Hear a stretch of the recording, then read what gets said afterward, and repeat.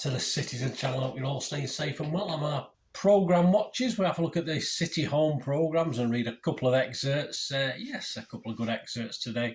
And we're going to have a look at the City versus Leeds programme for the game played on the 6th of May 2023. Yes, a win. We'll say that. We'll not say any more about it. We'll have a look at this one. This is it with old Kyle on the front. He managed to play this, yes, so there you go. Something to do with the connection to Yorkshire and old Kyle Walker, isn't it? So I think he's a popular man at Leeds. Possibly not. Anyway, please join. We'll have a look through that today. Please, if you are new to the channel, push that subscribe button, push the bell notifications. Great to have you on board. Everything's City, past, present, and forever, as long as I'm here anyway. So please join me. And if you are pressing buttons, you can press that little like button. I'm trying to get between 15 and 20 likes for these, so you can just hit that button now for me, guys. It'd be much appreciated. And these are available, of course, from www.reachsportshop.com. You can get a 26 issue subscription for £97.50 plus £65 if you're outside of the UK and the EU, and plus £80 for the rest of the world outside of the EU. We should just call classes the rest of the world now, shouldn't we? And of course, you get all the Champions League games. So if you get a subscription now for 26 issues, you'll get the benefit of all the dearer Champions League programmes from next season, because I think we're in it. Yes, I think we're in it. Whether we win it or not, we're still in it. And of course, it's £4 for 84 pages, so you can buy it individually as well. So always worth it if you want to have a listen to this and think, oh, I want to read that article. Always worth it. Get it for £4 plus postage from reachsportshop.com. You can also get a 12-issue subscription as well. And as I said, on the cover, we've got old Kyle. We've got our regular stuff from Pep and Buzzer today, concentrating on praising and applauding, of course, Erling Haaland's recent achievements of breaking records.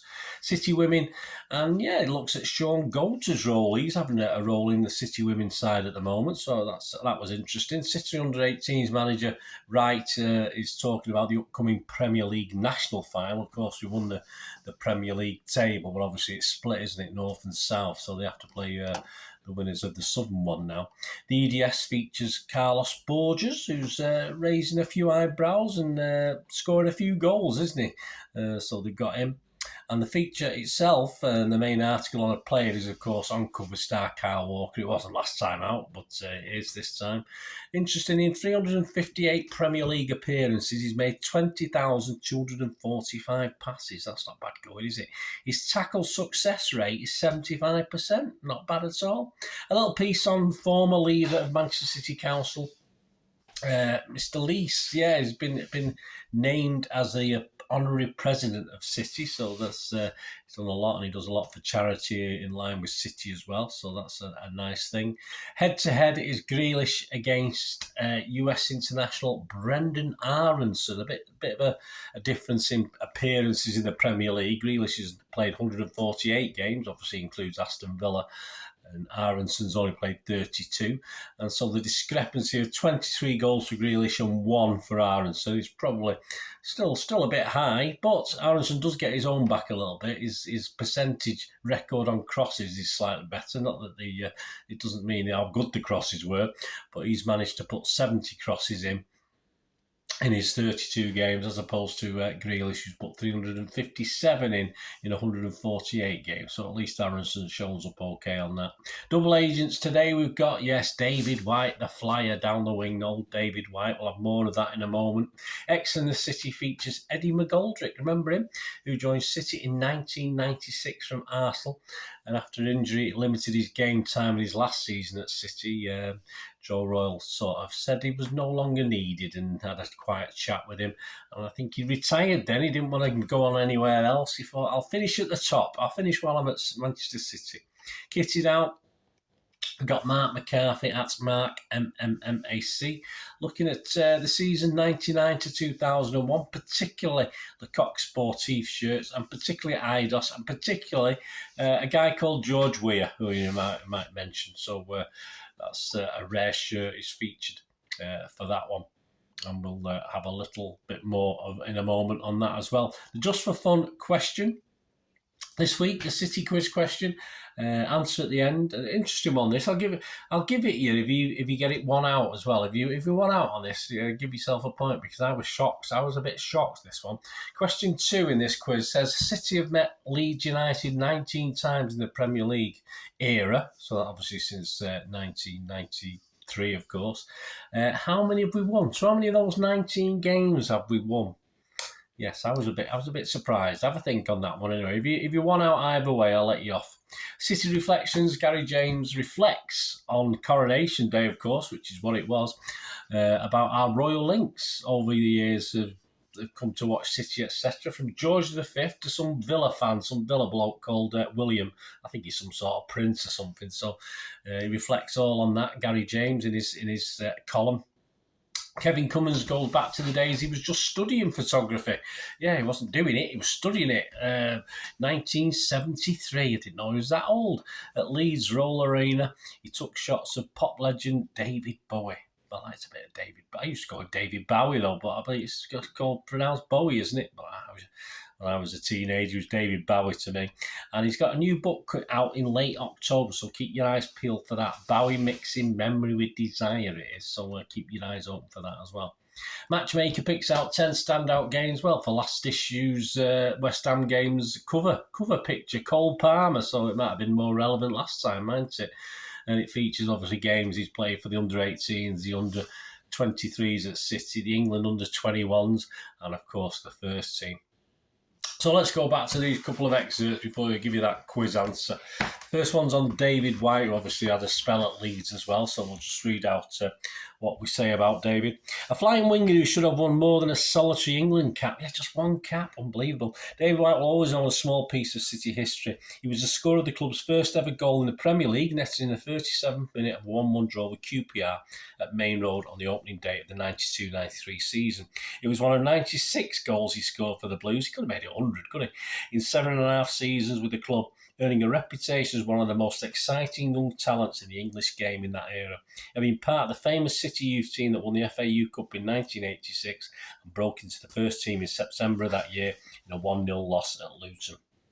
Among his many career highlights, he was one of 3 City players, along with Tony Adcock and Paul Stewart, to score hat-tricks in a spectacular 10-1, were you there? I was, win over Huddersfield in November 1987. After helping City return to the top flight, he also became the first Blue in 14 years to score 4 goals in a game in a win at Villa Park in April 1991. And his best season arguably came in 91-92, as he scored his highest ever tally of 18 goals as City finished 5th. In December 1993, he moved to Leeds in an exchange deal that saw David Rocastle move in the opposite direction, although injuries limited his effectiveness in 2 seasons at Ellen Road. Sadly, those injuries would bring about an early end to his career, although in the final 2 years with Sheffield United, there were glimpses of the old form that had made him such a thrilling attacking force in his years with City. So it's great, and there's a great image of there. Hopefully be part on the thumbnails on the screen of him in the... we're sort of going back to this kit in 23-24 with the sort of V-neck thing, so that'll be with the sort of diamond lines on it. So yeah, that'll be interesting. So it's making a comeback, of course. It's so wonderful, David White.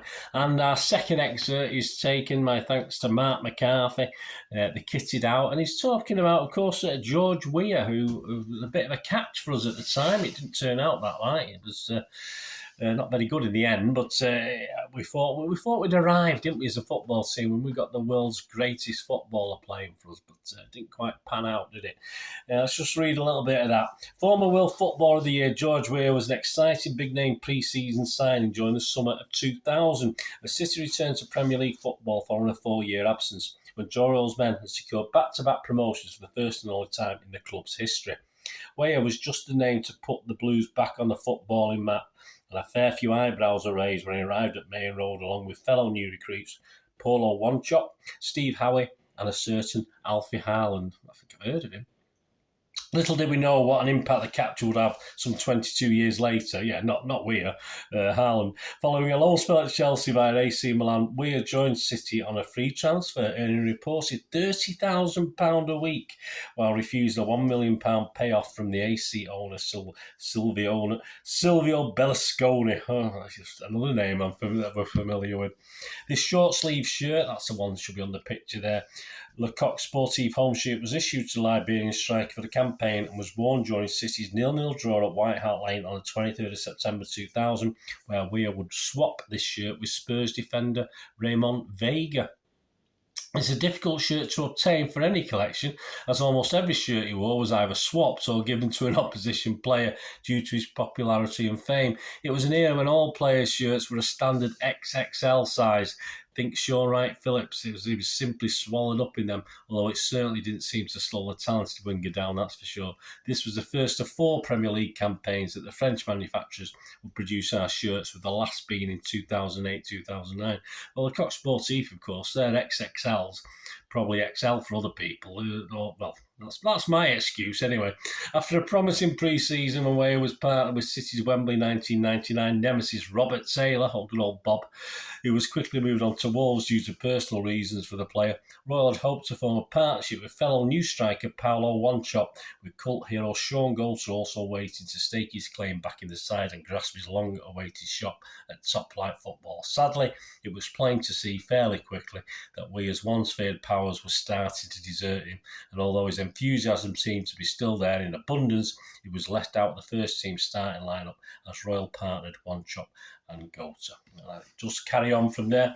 I will be doing a special feature on Weah, as well. Weah not really here at some stage, so keep your eyes peeled out for that. I'll do a little feature on George Weah, the legend that came to Manchester City. Well, there you go. I hope you enjoyed that couple of excerpts. Right, the just for fun quiz question. Let's see. If you're out 1 year on this, I'll give it you. You don't get anything, but I'll give it you anyway. Of course, City have met Leeds 19 times in the Premier League era. And obviously, most of that came in the early days of the Premier League. Of course, it did. And of course, we've been in a different division and they've been in different divisions over time. So it's only the 19. Well, 19 is not bad, is it? Out of, I think, 30 years, obviously home and away. So it's really only a couple games and, say, 8 or 9 league seasons, of course. And how many have we won? Well, we've won. Did it surprise you? It surprised me. We've just won 7. Yeah, absolutely. I didn't expect that at all. Well, this is penultimate home programme watch. Of course, we've got just one more to come, which will be the game against Chelsea. Yeah, so that's a big game, isn't it? But another must-win game as we get towards the end of the 22-23 season. So there'll be one more to come. There will be a special at the end of the season.